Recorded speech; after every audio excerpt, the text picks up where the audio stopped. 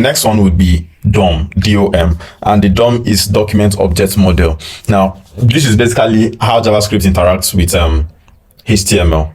That's just it, basically how it interacts with HTML, how it interacts with CSS. So using the DOM or document object model, JavaScript is able to access different tags, different classes, different attributes or different style. It can also add more HTML to the page. It could remove or do a bunch of things inside of the document object model, stuff like that. So this one will be jumping right into. Now for us to do this, the first thing we want to do is to add maybe a bunch of other things here.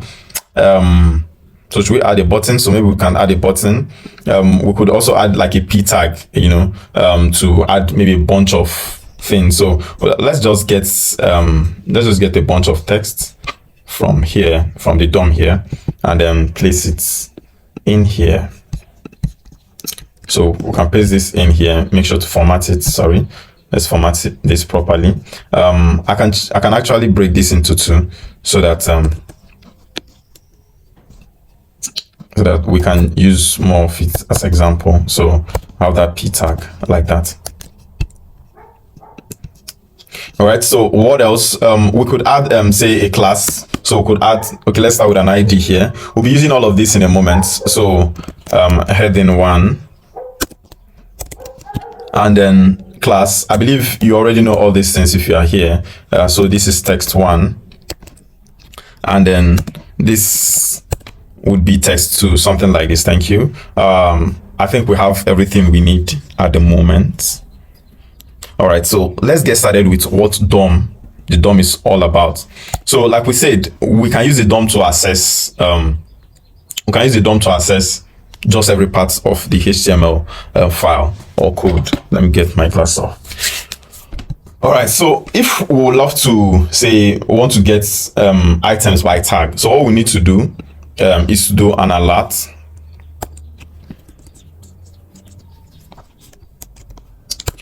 Right, I want to select element by ID.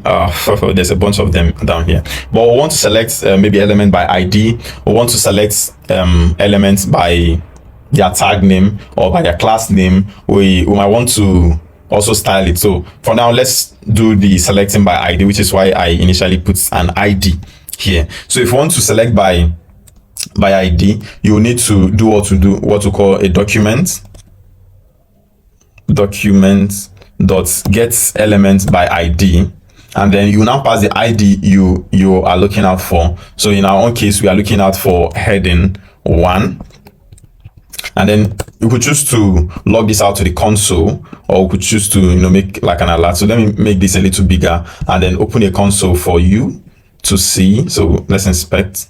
I believe you already know how all this should work, so I'll just push this below like this. No. Okay, so it actually worked. Now let me move this to this side. All right, and then let me make sure this is full screen rather. All right, great. I'll just close this off and open the console. So here in the console, let's clear off everything. So let's log to the console.log heading 1, save it, and it shows us inside of the console here. So here's the console, just in case you've not used it before. The browser's console is showing us what we have. This is our tag that we've gotten, or this is the element we've gotten using the ID. All right, now we could also choose to get the same element, but this time around through tag. So we could use a tag name. So get element by tag name, and then we pass in h1, save, and you notice that we are given access to this particular tag, which is h1, and we are told that it has an ID of heading, stuff like this. So if you had more than one tag name, for example, if you have the p would return more than 1. So let's save that, and let's make sure. Sorry, we need to, let's pass this.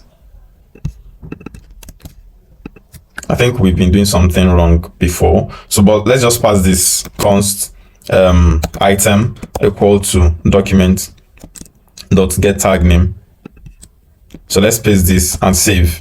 And then notice that it gives us a HTML collection, which is 2, showing that we have 2 tag names that has P, or 2 elements that has P. And when we open each of this collection, we are given the details of each of these. So the first one is P, and it has a class of text1, as you can see. The second one is P, and it has a class of text2. All right, so I think we did the h1 thing wrong. So let's do it again. So this time around, we want to get element by ID, and the ID is heading 1. So let's save it, and you see, okay, I think it's still working just the way it should be. And here we get it, and it's showing us what that particular element is. Now another way we could get it could be through so it could be through class name. So we can get all the elements that have the same kind of class. So we have just one element per item. So when we save this, it should give us a HTML collection of only one item that has this particular class. And if we change this class to text2, it should give us the second element, which is the one that has the text2. That is what we have here. And if we choose to change both of these and make them the same thing, and come down here and change this from text2, notice that at this point it's not returning anything because there is no longer text1 or text2. But if we save this, and we now have two P tags that have the same class, and it shows us all the details we need to know about this particular class. And this is how you can even manipulate all this. So it is these attributes that you are seeing here that you can use to maybe manipulate the DOM technically. So for example, in here we have what we call inner HTML, and we have what we call inner text. Now this differs a little bit because inner HTML takes into consideration the HTML tags that is involved in this particular operation, and while the inner text here just is concerned about the text. So let's see if this will work. So let's do dot inner HTML like this, and then see what we get when we save it. So it's showing us undefined, but let's try inner text, save it, and we still get undefined. Oh, okay, because we are using class name. Okay. So when you want to use inner HTML, it's important that you are specific about the particular one you want to use. So for example, this is getElementById, and then let's put in the heading like so. So I hope, okay, heading 1, that's what I used here. So heading 1 dot inner text, save it, and this time around we will get what we are looking for. So this would also have inner HTML working. So let's save it, and we still have both of them. So you notice that both of them will still give you like basically the same thing.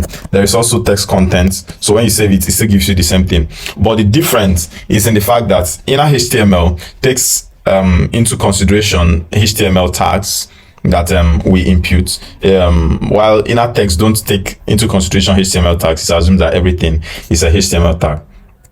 So let's change this content on the screen. So what we have here is JavaScript tutorial, but we want to change the thing that actually shows on the screen. So we could use inner text and say inner text equal to welcome to JavaScript tutorial. I think this is cool. So let's save it, and notice that here it changes from what we have inside of here, JavaScript tutorial, to welcome to JavaScript tutorial. So this is how you can manipulate the DOM, and it just works outside of the box. All right, so this works for us. Something else we could do, we could also use, say, inner HTML, but let's use, say, inner text here and see what happens. So let's do, say, span, and then let's close this with span like that. All right, save it and see what shows up. Notice that the inner text is seeing everything here as a text, but let's change this to inner HTML. HTML and save it. Now see the difference. It's not seeing this as a text, but it's seeing this as a HTML element. So this also gives us reasons why we want to use this at different times. So if you want to actually add a HTML tag with maybe content, it would be nice to use innerHTML. However, if you're not adding a HTML tag, it is best to use inner text to avoid running into some bugs that could come later. All right. So that clears it off for this. Other things we could do is to do like a create element, to remove elements, you know, child element and stuff like that. So sometimes we might want to create maybe elements on the fly, depending on what we are doing with JavaScript. So sometimes it might be something that was not on the screen, but want to add it at some point. So the DOM also gives us the ability to be able to add elements to the DOM on the fly. So let me make sure I shift this to the end, and then let's make sure you're seeing this properly.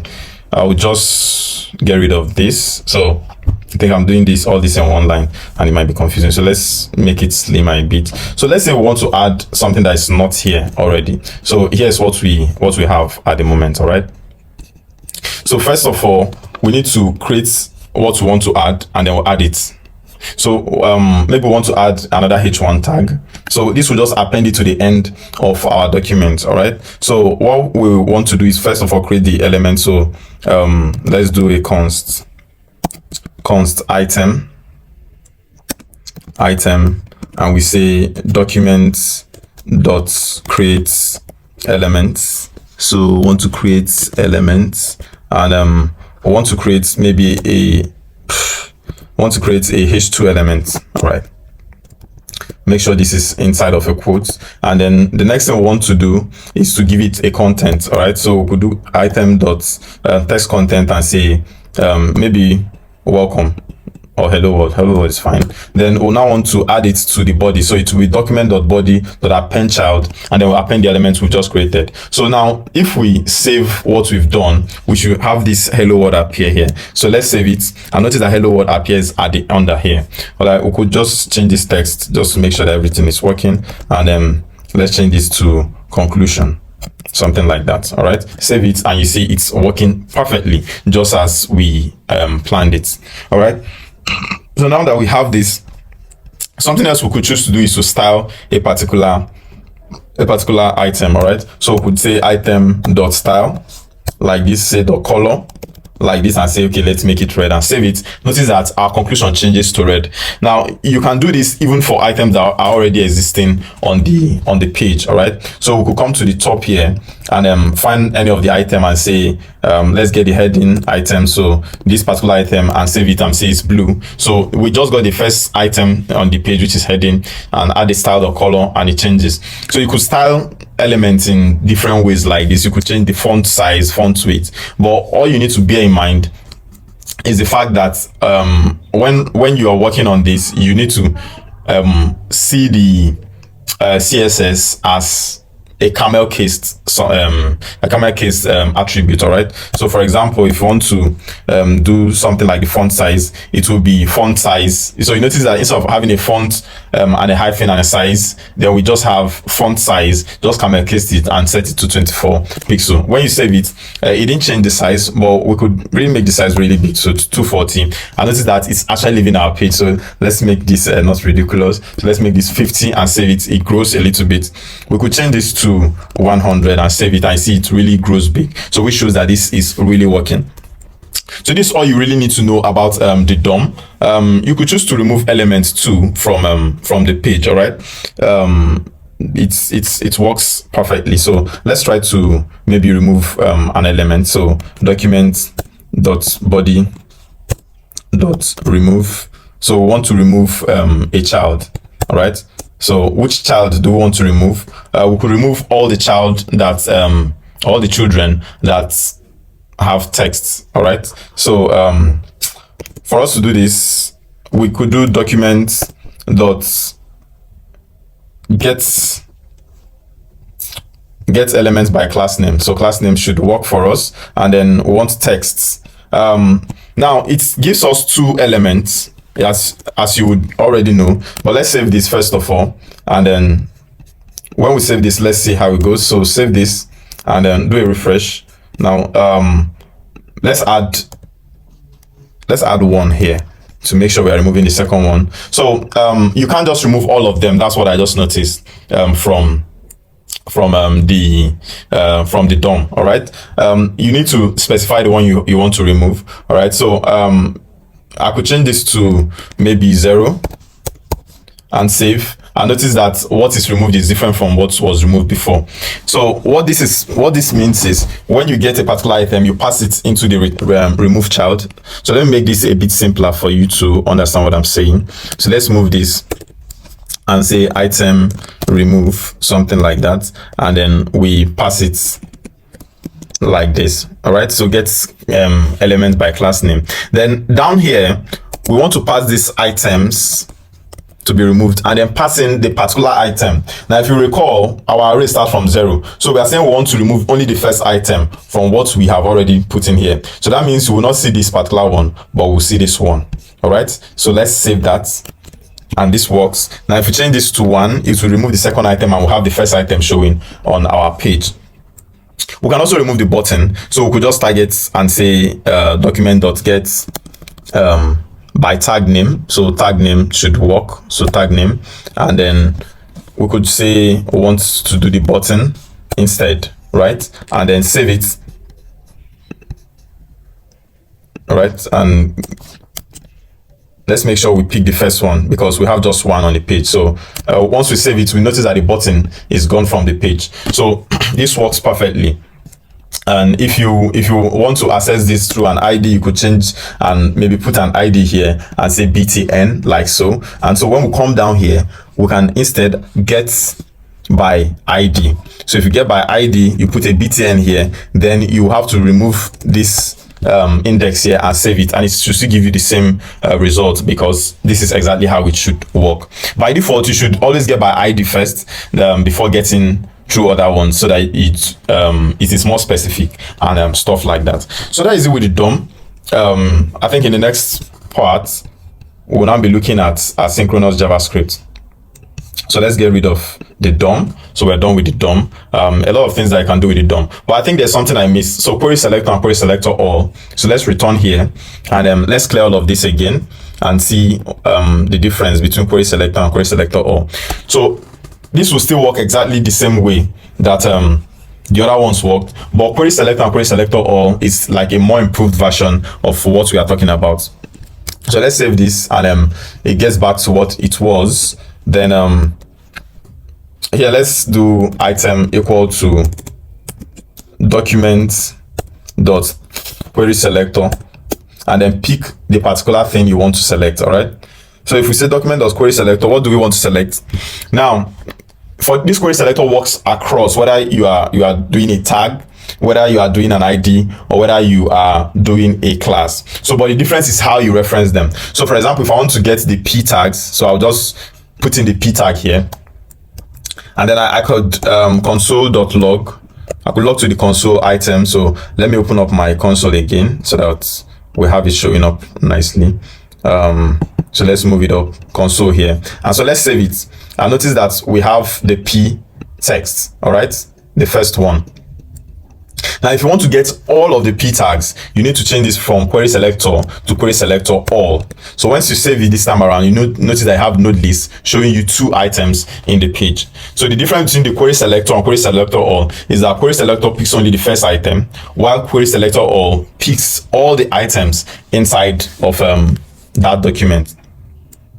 Now if, for example, I want to say pick maybe the ID. So if I want to pick an ID, I could say let me target the button, and so let me do a btn, save it, and notice that it's showing us the button on the page. So button btn, right? Now if I want to check say let's I want to do class, so I'll do a dot text like so, make sure I spell that correctly, save it, and then we have 2 items because it was able to pick everything that is concerning that class. All right, so this is how querySelector really works, and I just wanted to add that to you before we move over to asynchronous JavaScript.